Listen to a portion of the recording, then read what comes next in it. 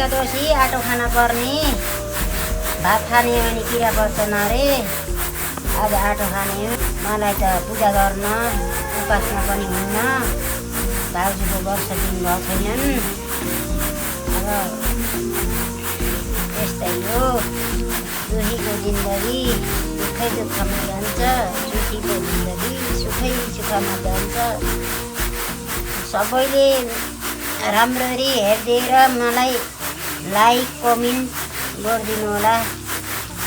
म यति भन्दै यो आटाबाट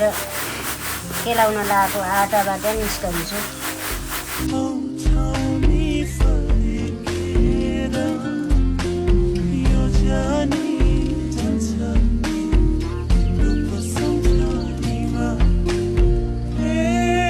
हेलो गाइज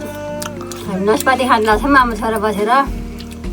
काठमाडौँ सहरको भन्दा गाउँघरको मिठो औषधिमा राखेका चिजहरू